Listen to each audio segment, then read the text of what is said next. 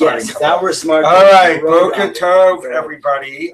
We're in Daf Kuf Nun Aleph, 151.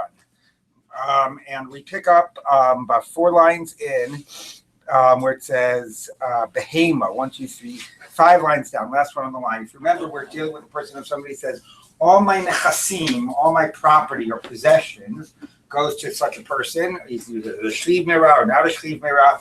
And the question is, what types of objects are included? So we said whether it's land or whether it's chattel, even if it's shtarot, even if it's cash, okay? All of those things were learned because the Mishnayot used the word nechasim in such a general and inclusive sense. So we're going to continue to see what is included and what actually maybe isn't included.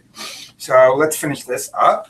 Behema, 5 lines down in Kuf Nun Aleph Amud Aleph, Igri nechase. So behema, animals, like you might think livestock, they're not inanimate, so maybe they're not in the same category. No, those are also nechasim.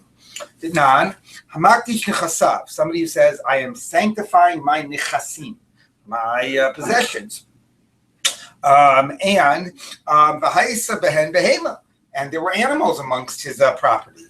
So, and some of it is even fit to bring as a sacrifice. So what do we say? Normally when you say I'm sanctifying, if you say I'm sanctifying my possessions, so your house and your car and your table and everything, they go to the Beit HaKabayis. They get sold and the proceeds go to the general upkeep of the Beit HaMikdash. But how about your cow that doesn't have a blemish? Does that go to the Beit HaKabayis? Or does, when you say makdish, maybe with a cow, you mean I'm going to bring it as a korban? Can the same word that for 98% of your property means a donation to the Beit HaKabayis, for the 2% that is the cows and the sheep that don't have blemish, would that same statement turn them into a korban or not? Right? It's an interesting question. Would you divide the application of that one word of I'm sanctifying my possessions? So it says, like this. So it says, so if there are males, and the male ones can be an Ola, so our girsa here is Ola. But actually, the girsa, which is corrected by the Bach in the Mishnah, is Yimachru l'tzorchei Olot. What you do is you take like this. I've got this nice, unblemished male cow or sheep. And technically, according to the Tanakhama here, it's a debate in the Mishnah. Since I'm saying when I say makdish, since it means that for my house and my car, it means that I'm selling. It's the proceeds go to the Beit HaKabayis. For this cow, the same thing is true. It's going to the Beit HaKabayis. On the one hand, on the other hand, it seems inappropriate that something that was given to Hekdesh and that could have been brought as a korban is not going to be brought as a korban. It's just going to go to Beit HaKabayis. So what we do is, we say, is there anybody who needs to bring an Ola? Dove, I heard you needed to bring an Ola. I got this animal here that is hektish for Beit HaKabayis, okay? I am going to sell it to you, so you give me the $100 for it. That $100 now becomes, it's sort of like you redeem it. That $100 now goes to the Beit HaKabayis treasury. You now have it, and now it's no longer kadosh because you redeemed it. But now what you're going to do is you're going to sanctify it as an ola and bring it as an ola. So both get accomplished. Beit HaKabayis gets the cash value of the animal, which is the type of hektish we're assuming you did, because that's the hektish you did for the rest of your property. And the animal that was fit for being brought to the Mizbeach is eventually going to be brought to the Mizbeach because it was sold to somebody who's going to use it for that purpose. You have to do that? No, there's nobody who raises his hand. So you have to just hang out with the cow until you find somebody? Yeah, it's a good question. What would you do with the But I mean, the basic principle is it's Kadosh Beit HaKabayis. There's another, which is why, your money is to redeem it. Right. But the idea is that anything that was fit L'Gabi Mizbeach, we want to make sure that it gets to the Mizbeach. So, I don't know what we would do with the Eved. Okay, so Yimachru l'tzorchei Ola for the kavos and female animals, which you can't bring in Ola. Yimachru l'tzorchei zivchei shlamim are sold for the purpose of a shlamim. Now, males could also be a shlamim, but again, we would presume that that a generic sanctity means fully to the Beis HaMikdash. So, fully to the Beis HaMikdash is more true in the case of an Ola, where it all gets burnt on the altar, than a shlamim, which the owners eat the meat. So we're going to first translate it to mean Ola, and if Ola is impossible, it's going to mean Shlamim. But again, according to this approach, it's all really Beit HaKabayis. It's just that you ensure that the animals eventually find their way to the Mizbeach. These are all personal Olot and personal Shlamim. Correct. Okay, so now that is, so you see, anyway, the point though being, the guy says, I makdish my nechasim, and it includes behema. So the word nechasim includes livestock. Oh, okay. So that's what it says. Ophos ikri nechase. Similarly, birds are called nechasim. Okay, so it goes on and it says, there are things you're sanctifying your property. So it goes to the Beta Kabayas. Amongst them are things that could go on the altar. And here that includes yenot, shmanim, wine, and oil. That also can go on the altar. Okay, ve'ofot, and birds. Birds could also be brought as sacrifices. Okay, so, and then it says what you do with them. So it's the same type of Mishnah, and the point being that even though you said the generic word nechasim, it includes even your cows and sheep and your birds, and all of those are included in nechasim. So what type of hektish are they? Are they lebeda kabayis, and then you have to redeem them and make sure they get to the base to the altar, or are they directly kadosh lemizbeach? That's the issues that are discussed in that Mishnah. But for us, what's relevant is that they're included in the word nechasim. Okay, so now we go on. So far, everything is in nechasim. Is there anything that's not included in nechasim? Okay, it's interesting that I don't think we mentioned. Did we mention explicitly slaves? I mean, slaves were included even in the word mitaltalin or karka from that previous Mishnah. But did we say explicitly that they were included in the word nechasim? We did. Yes, I think so. No. Yeah. We said ara. We avda ikri nechasim. Yeah, because it called nechasav. Yeah, because it started called nechasav avdo. Okay, it's interesting that you would have thought that like slaves, which are like human beings, would be nechasim and animals would not be nechasim. But maybe anyway, we just wanted to point out that this word in all these mishnayot is used generically and is used for all these different types of things. Is there anything that is not nechasim? So let's keep on going. Tefillin, ikri nechasi. So let's say your tefillin, maybe you would say mitzvah objects are not your property. I mean, technically you own your tefillin, you own your lulav. But because it's a mitzvah object, maybe at least in the way you conceptualize it, it's not like standard property that I own, right? So maybe you put it in nope, not true. Tefillin are called nechasim. Hamaktish nechasav, if somebody sanctifies his nechasim, ma'alin lo tefillin, and he's got tefillin there, so they're also holy. Now, what does ma'alin mean? So there's two interpretations. Rabbi Gershom means you take it away from him. Okay, I'm very sorry. I know you have a mitzvah to put on tefillin. That's your problem. It's not our problem. We're the Beis Hamikdash. We're coming to collect. Give us your tefillin. That's also so. Okay, so that's what he says. Like, that's one way of ma'alin. You take it away from him.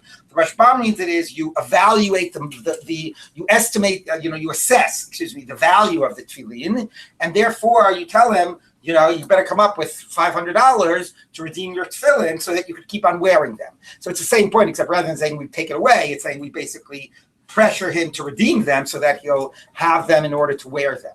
But one way or the other, when he's makdish his nechasim, it included his tefillin. All right? And there's a lot of reasons you could say not anyway, meaning forget the word nechasim. You could just say, of course he wouldn't have wanted to be makdish his tefillin, then he wouldn't be able to do the mitzvah. But why don't we say, of course he wouldn't have wanted to be makdish his car, then he wouldn't be able to drive to the store or his house. He wouldn't have a place to live. It's not our problem. You said you were makdish your nechasim, so you're left without a home or food or tefillin or a talis, whatever. You'll have to figure it out. But you are makdish all of your nechasim. So tefillin are called nechasim. Okay? Now, ibaylu. So now all of those were straight statements. That's obvious to all of us. That from these mishnayot, that it's all nechasim. There's one thing we're not sure whether it's nechasim or not. What is it? Sefer Torah mai. How about a Torah scroll? Why should that be different? Okay, it's a mitzvah object. Okay, but you own it, and why is it different than tefillin? Okay, so kivan. So the word tells you why it might be different. Kivan delo mizdabe. Since you're not allowed to sell it. The Asr Lizavune, so you're not allowed to sell a Sefer Torah scroll except under certain circumstances. So it's an object that can't be sold. Lav nechasehu, it's not called nechasim. Maybe nechasim only refers to things that you have a certain ownership over, can treat like property, like an object of value because you could sell it and get the proceeds. Is that why we say it's not nechasim? Or do we say,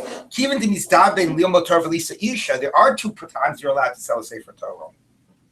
If you need to use the proceeds in order to go to yeshiva and to go learn, or if you need to get married. So therefore nechasehu, therefore it should be called nechasim. Teku, we don't know. Okay, so here's the first thing we think might not be nechasim, and it seems like it might be a combination of the fact that it's both a mitzvah object, but that wasn't enough, as we saw by tefillin. But it's a mitzvah object that you don't even have control over. Like you can't even sell to get the proceeds. So it really is something that's like it's there to be used for the mitzvah. It's never there. I can never treat it as property. Okay. On the other hand, under certain exceptions, I'm allowed to. Maybe those exceptions are enough to say that I do see it as something that is a piece that is property. Okay, even though those are the exceptions and not the rule. The Rashbam has an interesting read of to help also draw the line between this and tefillin. Right. If you look at the Rashbam, he says, Sefer Torah, mimikri nichasik tefillin damu.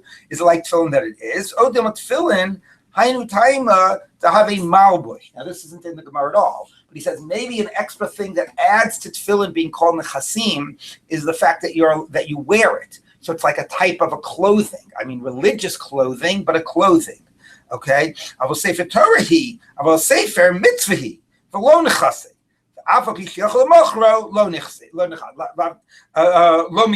Even though you could sell it, fundamentally it's still a mitzvah object. So rather than saying the reason it's not nechasim is because the ability to sell it is an exception and not the rule, and it's a mitzvah object plus fundamentally you can't sell it.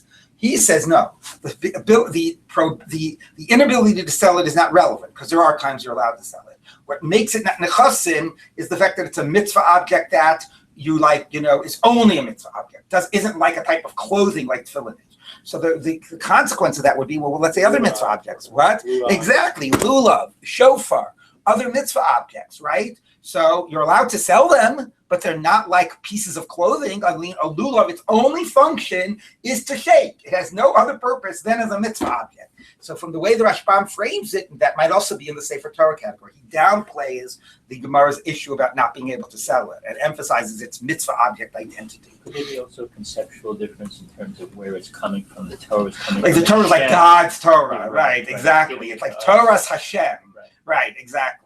Look, there's other differences as well because halachically, a lulav and a shofar, whatever, they're called tashmishe mitzvah objects. Okay, and the basic point is that they don't have any kedusha, and when it's not the mitzvah time for them, you can basically discard them. You're not supposed to do it in a way that sort of is, just degrading, but you put it wrap your lulav in a bag, in a separate bag. You don't throw it out with the chicken bones, and you wrap it in a bag and you throw it out. Okay, whereas tefillin and Sefer Torah and Mezuzah, because they have God's name in them, are considered kedusha, objects of holiness. Okay, and those things you would have to put in shemus and other types of things. So the very fact that they have kedusha is another reason to say it's not like just totally your object, right? So it's interesting that the Gemara didn't raise that point as well. But your point is also, so that's a halachic difference. Your point I was thinking about as well, also just the way you label it. Right? I mean, if you think about it, this is God's Torah, and it's a physical writing of it, but it's God's Torah. It's not just an object that we use in a mitzvah, right? So, yeah, absolutely. Okay. But that distinction would put the tefillin in the same category as the Sefer Torah. As the Sefer Torah, right, except that although, again, I think what David is saying, and I agree with him a little, well, first of all, you have the difference of whether you can sell it or not. But the other thing is that, yes, the tefillin have in it pieces of God's Torah, but the object is still seen, I think the way we relate to the object is different. The object of a tefillin is basically a mitzvah object that has in it little pieces of parchment, whereas the Sefer Torah itself is more directly, if you were to ask, like, what object do we think sort of is you don't like talking this way because it's a little of a Zara-ish, but anyway, what object do we think is like a physical manifestation of of God, right? Or of something that can directly connects us to God? I think most of us would think of the Torah. So I hear that thought. Okay, now the Gemara starts with a new point. Let's take a look. Ame de Rav Zutra bar Tuvia, the mother of Rav Zutra bar Tuvia, kasvinu lenichse l'Rav Tuvia. So since we talked about giving away all your nechasim, here's somebody who gave away all the nechasim, presumably on a deathbed. Okay, so she wrote away all of her nechasim to Rav Zutra bar Tuvia, to her son, this Rav Zutra. Now, this was not a case. Oh, I'm sorry if I said Shchimera, I misspoke. This is going back to the Mavrachas case. Remember the Mavrachas case, a woman who gives away all of her property because she's going to get married and she wants to protect it from her, to protect her husband's access to it. So she wrote all of her property to her son because she was going to get married, presumably a second marriage. Leila Rav Zvid, she wanted to marry Rav Zvid. Okay, so this was a son that she had with this guy Tuvia. Okay, so here's the woman who is unnamed, like many women.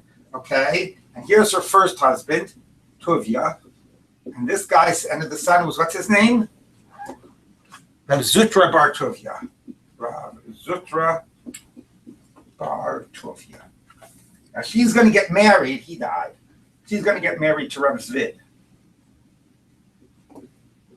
And she wants to protect her property from Rav Zvid. So she basically writes all of her property to Rav Zutra Bar Tuvia. To her son. To her son. Okay? So, Insava, the Girsha. So she married Rav Zid, and then lo and behold, it was pretty smart on her account. Maybe she realized that there was, what do they say a second marriage is? The triumph of hope over experience. So, such a terrible lie.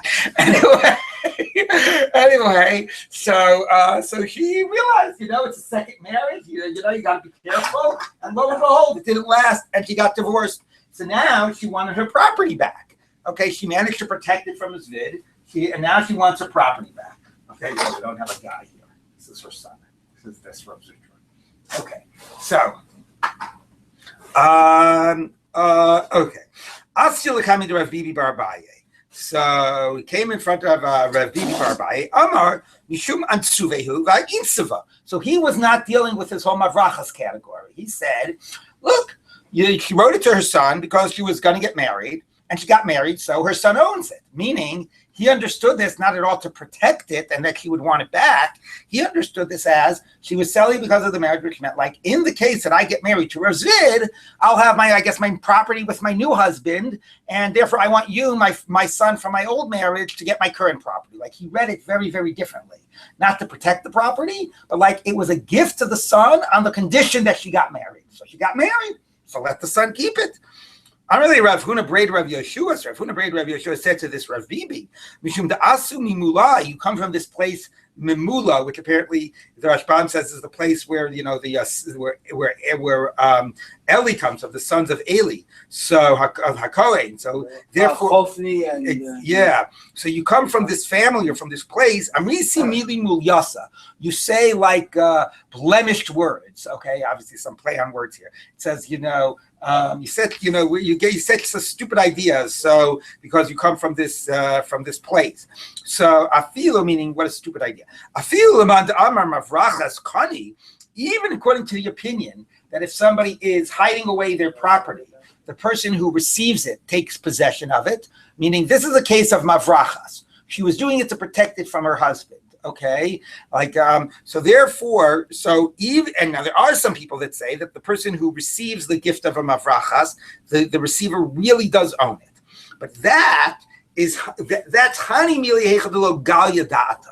That's when the person writing it away isn't expressing clearly that they're doing it to protect their property. Remember, we did that before. Somebody just writes away all their property. Okay, it doesn't say why. We know that this person is getting married tomorrow. They wrote away all their property to their son today. So the discussion yesterday was if all of the property was written away, nothing was left over, we don't interpret it as a real gift. It's just a way to protect the property. So that actually was debated. We didn't discuss that in the Gemara, but in another Gemara, it's debated whether if you don't say why you're doing it and it's all your property, do we read it as mafrachat or do we read it as a real gift? So what he's saying is fine. That's a debate you could have if it wasn't articulated why you were doing it. But in this case, apparently she expressly said, I am giving you all my property because I'm about to get married. And that was making it clear that it was just a purpose of mavrachas to protect it. Okay? So that's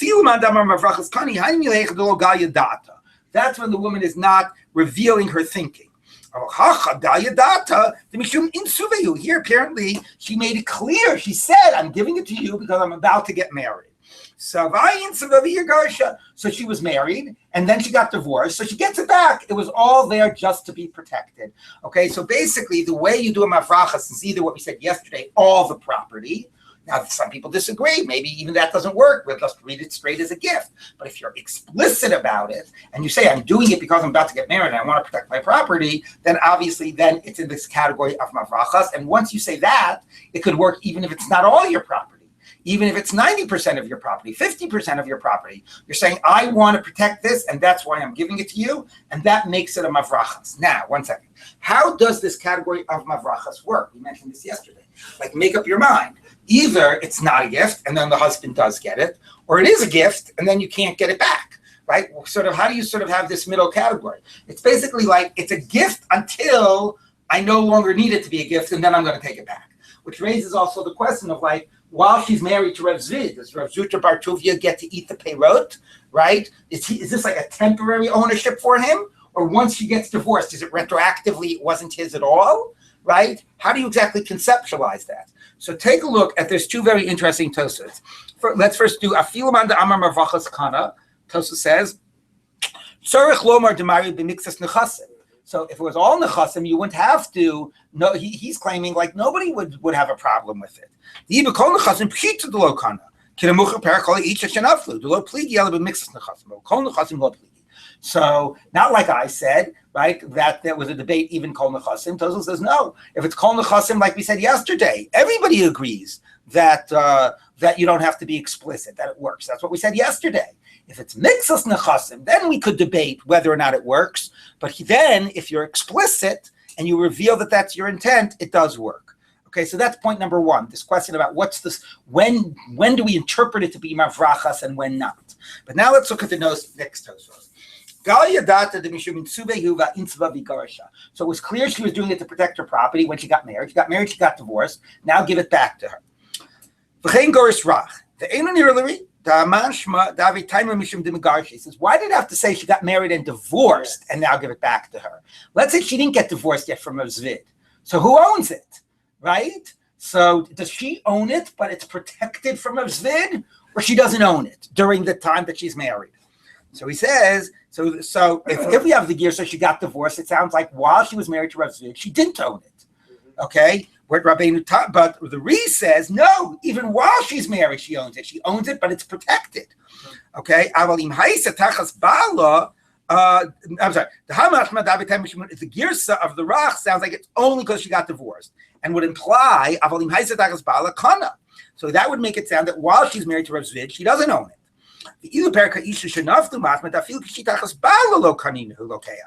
Okay, but in another Gemara, it sounds like even while she's married, the receiver does not own it and it still belongs to her. Okay, then I'm going to just skip the quote and let's read it. Okay, if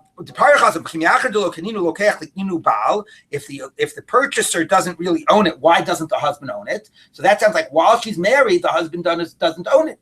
But the Gemara says, but if the receiver doesn't own it, then how do you have it? It's not owned by the receiver or by the husband. Like it's got to be one or the other. How does she own it in a way that it's protected from the husband? That's exactly what we want to know. The Gemara there asks that. What's the Gemara's answer? The Gemara says, "Umashani takanta d'Rabbanan shasur kagon shemachartem," which is really the key word we were missing. You know what? You're right. There's no logic how it could work. Either it belongs to Rav Zutra or it belongs to Rav Zvid. And the Gemara says, but the reality is, it belongs to her. It does not belong to Rav Zvid, even when she's married to Rav Zvid. But it doesn't belong to Rav Zutra either. We are making it as if Rav Zutra owns it to help her protect it, but Rav Zutra doesn't really own it. Okay? So this is making 2 points. Number one is, even while she's married, she owns it. The husband does not own it. How conceptually does it work that she owns it? There's really no good logic. Okay, but if the rabbis created this institution to allow her to protect her property and made it as if it was owned by the person she gave it to. When it comes to questions, does her husband own it? We pretend it's owned by the person she gave it to. But in fact, it's really owned by her. It's owned by her in a protected way. Okay? So that's the last line of the Tosfos. So fine, neither owns. She owns it. Okay, even while she's married, she owns it. This person still has some control over it. So it doesn't spell out the issue of fruits, but that might be his point, okay? So that's sort of left unclear, right? Who benefits from it during that interim? But it's a fascinating institution of Mavrachas. It's sort of like a 401k or something. Right. You can't touch it, but it's yours. Right, and nobody else can touch it. Right. Yeah. Right. So that's really interesting. Sign it over to the brokerage firm, so they have control over it. Exactly. It's some protected trust. So if you have the gear, so she got divorced, it would sound like Rav Zvid owned it. I'm sorry, excuse me. that Rav Zutra owned it until she got divorced. And Tosa says that's actually not true. From another Gemara, it's clear that neither does her husband own it, nor does the son own it. From the very get-go, she owns it. So she could sell it even while she's married? Yeah, maybe. It's a good question. Like, what does that mean? Like, what does it mean? To what degree is it Rav Zutra's, even in this sort of fiction? Right. Is it his that he gets the payroll? Is it his that it prevents her from selling it?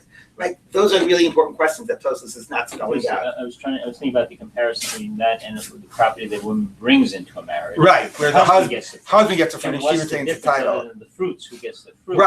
Right. So I agree with you, meaning there's two differences. If she were to die, Rav wouldn't inherit her. Right. That's a very important difference. But you're right. Presumably, she's also trying to protect it against him getting the fruit.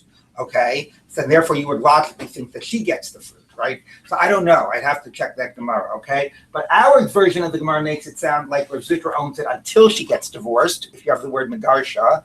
And Tosfos says, no. Even while she's married to Rav, she owns it. Okay. Again, what that means in terms of the fruit or not is not being spelled out. Yeah. I just wanted to make absolutely the lawsuit after the divorce is between the mother and the son. Exactly. Rav Zutra was trying to hold on to the property. Right. I didn't spell that out, but yeah. After she got divorced, Rav Zutra was trying to hold on to the property, and the question was whether the mother could get it back. Okay. So now the Gemara says like this. Exactly. Okay. Another story about mothers and their rabbinic sons. Okay, Amy de Rami Bar Chama, the mother of Rami Bar Chama, but Ursa Kasvinu Linechasi Rami Bar Chama. In the evening, apparently this was a case of a Shchiv Meira. She was going to die, and she gifted all of her property to her son Rami Bar Chama. But Tzafra, the next morning, Kasvinu Rav Ukva Bar Chama. She wrote it over to her other son, Rav Ukva Bar Chama. Apparently, this was the wife of Chama. Okay, so now the question is, which gift is binding? The one last night or the one in the morning? So you guys should remember that. What's the halacha? Which one is binding? The last one. The last will and testament. Dayatiki mevatelis dayatiki. But apparently that was not universally agreed. And here's where it's going to get fought out. Okay? So Asa Rami Bar Chama l'kami Rav Sheshes. So Rami Bar Chama, who was the first recipient, came to Rav Sheshes. Ukma b'nichsi. So he let him say, okay, fine. He awarded it to him. Other Rav Ukva Bar Chama, so Rav Ukva, who was the second recipient, went, coming to Rav Nachman in front of Rav Nachman. Ukma b'nichsi. Rav Nachman awarded it to Rav Ukva. I don't know if they were doing, what's it called, venue shopping, or what's it called, forum shopping. Maybe they knew exactly which rabbi held which way about this. Anyway, also Rav Sheshes coming to Rav Nachman. So Sheshes, who was the one who was the first recipient, who Rav Nachman had ruled against, went to Rav Nachman. Amalei, my time, Ukmar, Rav Ukva Bar Chama. Why are you giving it to my brother, who was the second recipient? Imishum dahad Rabba. If you say that, maybe my mom, what? Rav Sheshes. He's the first posek, right? Oh, he was the first posek, not the first recipient. Thank you. Okay, so Rav Sheshes, the first posek, went to Rav Nachman and said, "Why did you give it to Mar Ukva Bar Chama?" Right, thank you. So I gave it to the first recipient. You gave it to the second. Why did you give it to the second? Imishum dahad Rabba, because you think that maybe the mother retracted it. Okay, Vashchiva, but she died. So why is that relevant? So Rav Sheshes assumes that the idea that Shchiv Meira, right, can negate their gift is only if imamad, choser. If they get better, it gets reversed. But if they die, they can't reverse a first gift for a second gift. All they can do is they're giving their gift on the condition that they're going to die. So if they don't die and they get better, then it's null void. That was in the Mishnah, basically, right? I mean, or that's what we've been saying all along. Imamad, choser. The idea that if they eventually die from this illness, they can write a second gift that supersedes the first. That's not so clear, right? If you think about it, it's not the same logic, right? They gave it on the assumption they would die. Why should that mean that they have the right to retract before they die and give it to somebody else? What do they think? They're not going to die, so they change their mind? Well, right. I mean, exactly. What? You say they were under duress. Right, there could be other considerations, but if it's a basic fact that the gift had some implicit conditions, it's the implicit condition that it's going to be binding if I die, but if I get better, then I want to start fresh. That's one thing. To say that it's good until I decide to give it to somebody else, and I have the right to constantly change my mind until the moment I die, that's not obvious. So he said, look, she died, so if the first gift is binding, why should the second one supersede it? Okay. Amar le, hachi amar Shmuel. No, here's what Shmuel says. Kosh ilu amad choser. Anybody who's in a position that were they to get better, the gift would be voided, which means it's a gift of a shchiv meiran. It's because they're anticipating dying. So in that type of a case, choser b'matanato has a right to retract the gift and to give it to somebody else.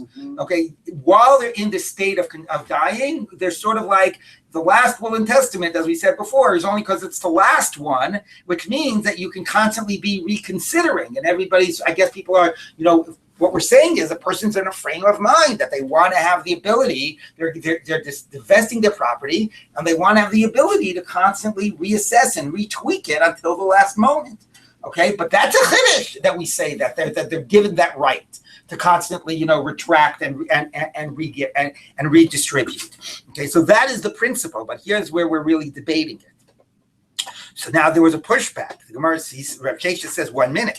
Eimer damar Shmuel la'atzmo. No, maybe Shmuel just said that the same way if the guy got better, it's voided.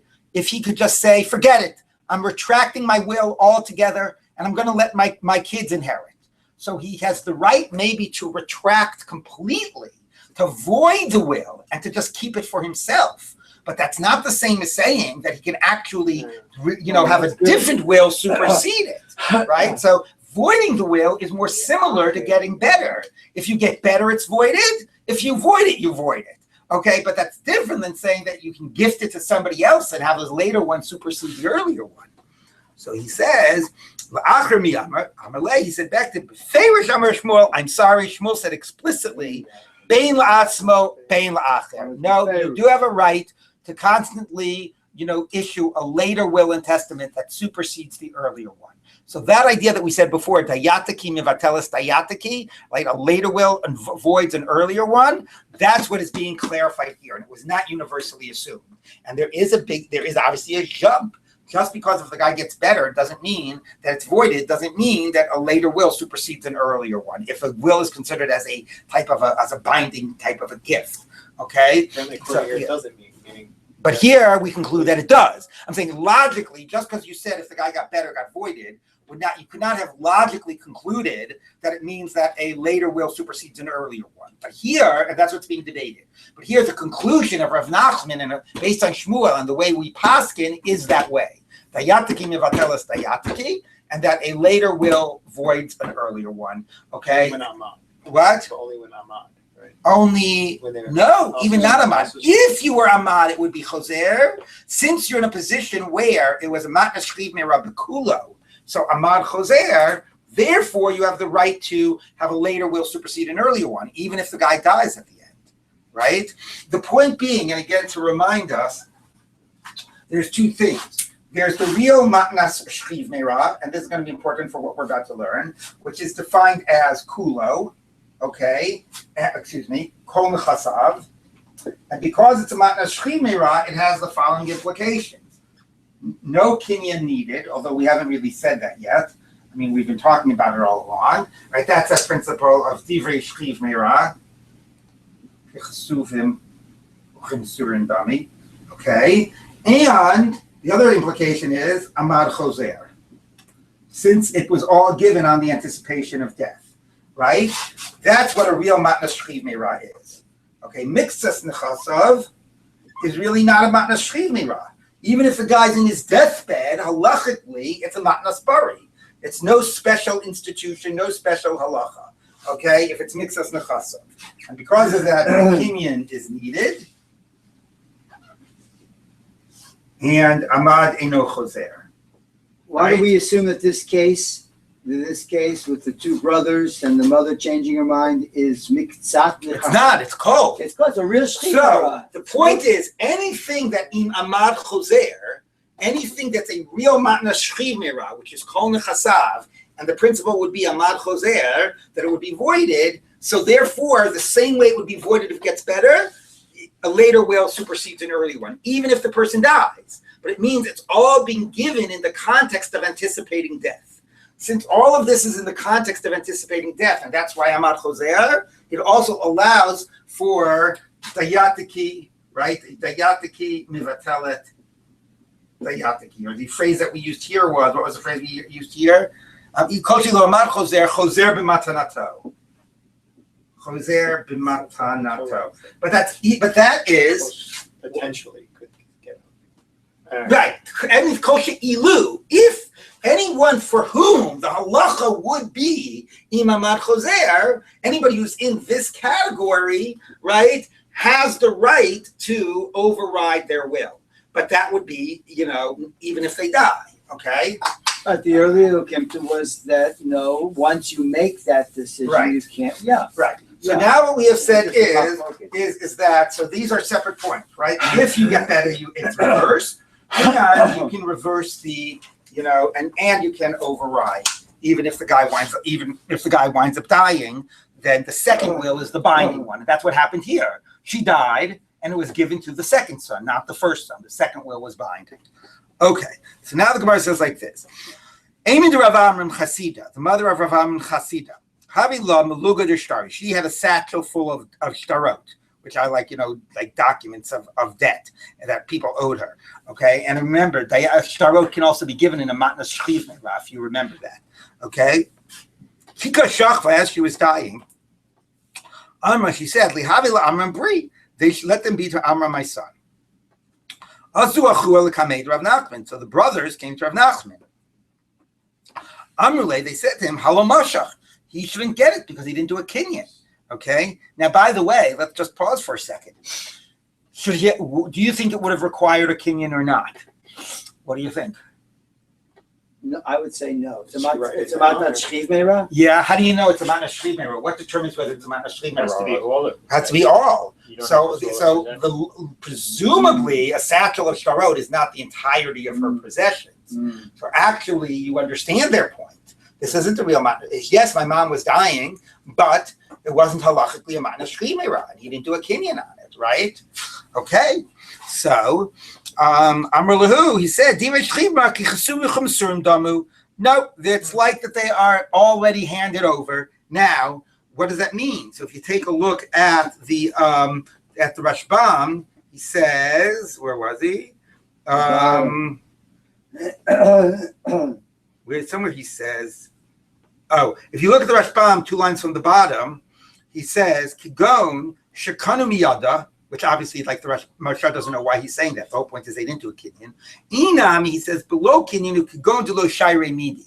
So he says, see, Rabbi Dov, you're right in the end. He says, though it's not pshat, but it's almost we're forced to say it, you have to assume that that's all of her possessions. Her entire possessions was the satchel of shtarot. But here's an important point that we have to realize, because all along I'm not fooling you, but like haven't been pointing out something. This halacha, no kinyan needed, has never been said explicitly in any Mishnah or even in the Gemara yet. The Mishnah spoke about, if you remember, the Mishnah's distinction between kol nechasav and mixus nechasav was whether it would be voided if the guy got better. The Mishnah discussed this difference about whether it would be voided. The idea, this big idea about a shchiv meira, when you go to yeshivas, when I was learning this in yeshiva, the big chiddush of a shchiv meira is not that if they get better, it's voided. Yes, everybody knows that Allah. But the big chiddush of a right? Even the words affect the kinyan. You know what? The first time that was said here was, who said it? Rav Nachman. Rav Nachman is the first person to say that. You could have read the entire Mishnayot and the entire Gemaras up to this point and have said that a shchiv meira needs to do a kinyan like everybody else on the planet. Okay, there's no idea that you don't have to do a kinyan. It's just that you could retract it if you get better. It's not that you don't need to do a kinyan. It's Rav Nachman that says, no kinyan needed. The words affect the kinyan. Okay, and that's where this is where he's saying it. So we have to assume it is a case of all of the possessions that put it in this category. And here we are introducing the idea that it can be done without a kinyan. Rabbi Linzer, yes. Is this word maluga destare, is that the same as nichse malug? Oh, that's an interesting question. Could be. I don't know exactly. So like if that's the case, nichse malug means it's in a satchel or a container. Yeah, I don't know. I'd have to look up what the etymology of both of those words are. Okay. Now, Achased Rav Tuvi bar Rav Masna. Now, the brother of Rav Tuvi bar Masna. It's so interesting. The sister of Rav Tuvi bar Masna. All of these cases are women related to rabbis. Like, it's fascinating little collection of stories here. Nameless. Okay, the sister of Rav Tuvi bar Rav Masna, Kasvinu lenichsa Rav Tuvi bar Rav Masna. So she wrote over all of her property to her brother here. Okay, B'tzafra in the morning. Lefanya in the evening, Asa Rav Achdevui bar Rav Masna, this guy's brother, presumably her brother as well, came to her and Bachal and cried to her. Amrullah said to her, Hashta Ami Mar, Hashti Ami. Now people will say, since you gave it all to my brother, people's going to say, Mar Tzuber Mirabanan, Umar Lam Tzuber Mirabanan. Why did you give it all to brother one and not to brother two? It must be brother one was the real Talmid Chacham and brother two isn't. So forget Chas v'Sholom that I care about money. But what I care about is that it's going to make me look like in people's eyes, like I'm not a Talmid Chacham. Why did you disinherit me? Yeah, but he's a crybaby. Kasvinu, well, sometimes complaining works. Okay. Kasvinu nihola. So she wrote all of it over to the guy number two. Okay? She didn't just equally divide it. She wrote it all to the second one. Asa came to Rav Nachman, Amalei, Hachim Shmuel. Kol shilu amad choser, choser mematzanoso. Okay? Since it was a matnas shchiv merah, and since if he would have gotten better, it would have all been voided. So therefore, she has a right to change her will, and therefore to retract. And she retracted it from brother one. She gave it to brother two. Brother two gets it all. Okay, all right. Achasid Rav Dimi bar Yosef, the brother of Rav Dimi bar Yosef. That story add to the one we Yeah, I just was did? just thinking that. What? What did we learn this new? story add to the one we just did? Nothing. No, complaining, so crying sometimes works. Yeah, I think correct, and that it's Yeah. really been entrenched as the halacha. I don't think it adds any point other than that. Look, this is the way that that the psak is being entrenched. That's my sense. Achal said Rav Dimi bar Yosef, the brother of Rav Dimi bar Yosef, the sister of Rav Dimi bar Yosef.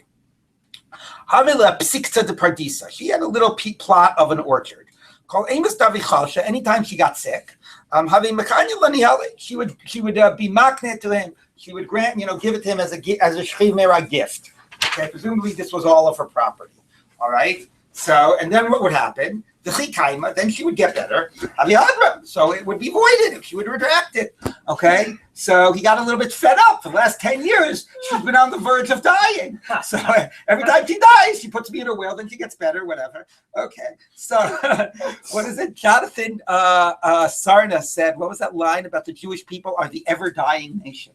So, anyway, so Zimnachada Chalsha, one time she got sick. She said, come to me and I want to transfer to you property of this orchard.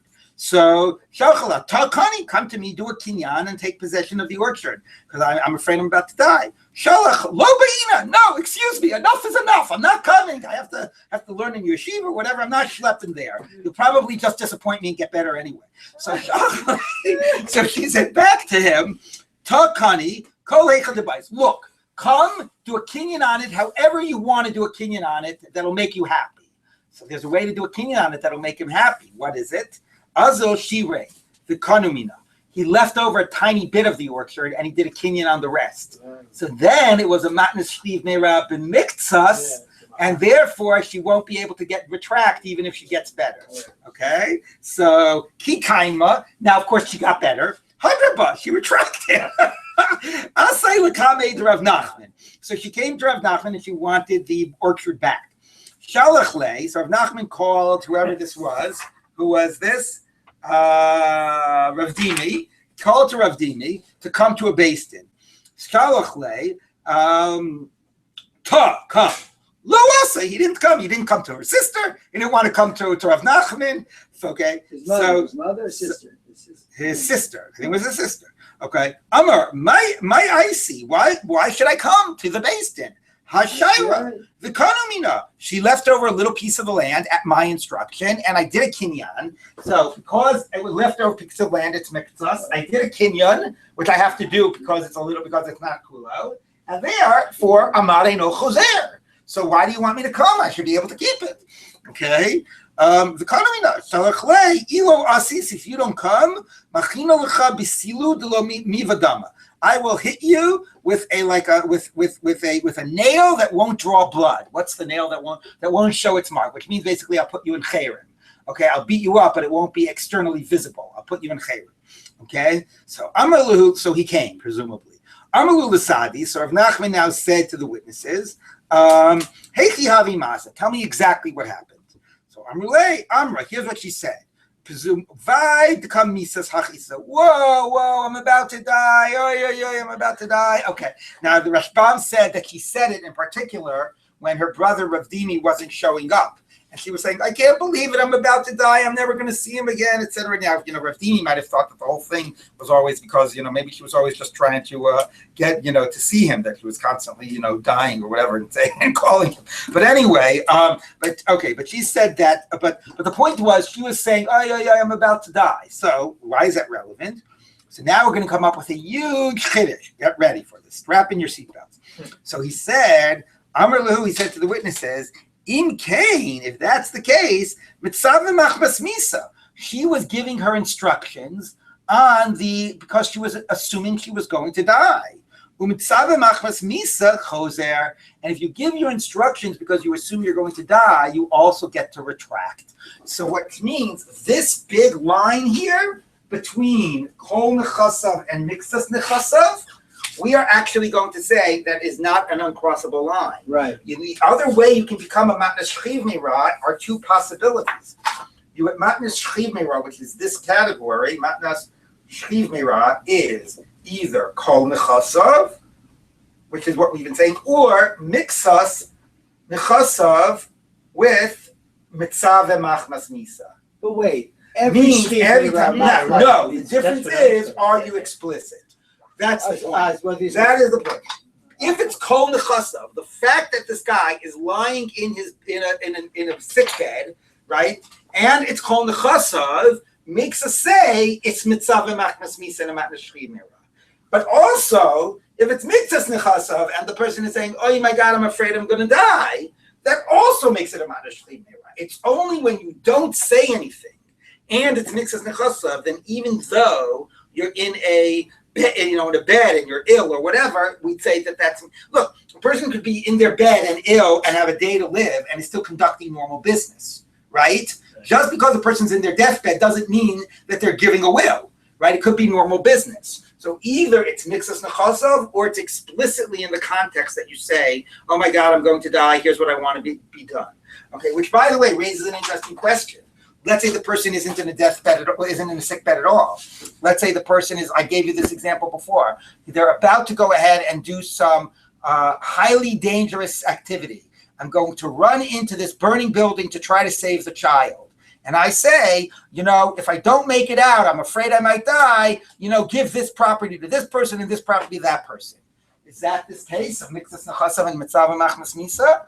It was certainly out of a fear of death and whatever. But is that enough, or does the guy also have to be like in a deathbed? That's not so clear. Okay, but what we have now done is we have completely, until now it was a very limited category of kol nechasav, and you might remember the earlier Gemaras. Is it karka? Is it this? Is it that? What defines kol nechasav? Here, all you need is mitzav machmas misa, and you can turn everything into a matnas shchiv meira. Okay, so this is a big, important idea. So what is unclear about the person running into the building that's on fire? Because because that person is about to engage in an activity that's going to threaten their lives, but they're not in the process of dying. The person in the deathbed is in the process of dying, right? You understand the difference, right? So maybe in that case, what you're saying about, you said you could be totally healthy and you're going to die. I asked whether that's true. I mean, here, in both of these cases, the idea is you're in a deathbed or you're in a sick bed, which might be a deathbed, and it's either kol nechasav or mixas plus mitzav and machmas misa. But in both of those cases, the person is or might be in the process of dying. No. I'm asking, let's say somebody is mitzav and machmas misa and they're not in the process of dying, but they might die in the next few hours, okay? Right? So I don't know. Okay, yes. Rashbam says something I think psychologically really interesting. He says that the person who's making this claim explicit, Yeah. haya mit onein al mitato. He's an onein for his own death. In other words, he's in that you know what I mean? It's an interstitial emotional space. Right. It's really interesting, don't you think? The use of the word owning. Yeah, I see that. That's interesting. You know what I mean? It's like Right. like the other way. An onein is between the death Right, of the person right, and my right. process of healing and shiva. It's an interesting thought. I hadn't thought about that. Yeah. Okay, so now the Gemara continues. One more case. Itmar was taught Mana Shchimera b'miktsas. Okay, we're here in the Miktsas Nechasav. Amr Rabban coming to Rav Mishmei Rav Marzutra, Braid Rav Nachman, the Amr Mishmei Rav Nachman. This whole teaching in the name of Rav Nachman. Harei Kimat Naspari, Harei Kimat Nashchimera. So until now, we've assumed these two things. You need a kinyan, Amari no choser. But now we're going to question that. Here's a statement that it's partly like a matnas bari and partly like a matnas chimera. Harei matnas bari, shima amari no choser. It's like a matnas bari, amari no choser. That we have clear, right? The mixas, even if you get better, it stays binding. Harei matnas chimera, to go by kinyan. Once we introduced on the Amud Aleph that a kinyan wasn't necessary, now we're going to make a claim. Oh, you know what? Then maybe here a kinyan isn't necessary either. As long as the guy's in the deathbed, maybe there's a difference of does it get retracted or not if he gets better, but maybe there's no kinyan necessary here. Okay, so we're questioning this basic division. Okay, but now things are going to get realigned. Amalu Rava, so Rava said to these people who were saying this in the name of Rav Nachman, Lava minaluchu, have I not said to you, Lo titlu buki sriki b'Rav Nachman, don't hang, I don't know what they call, how they translate it, but don't hang like junk on Rav Nachman.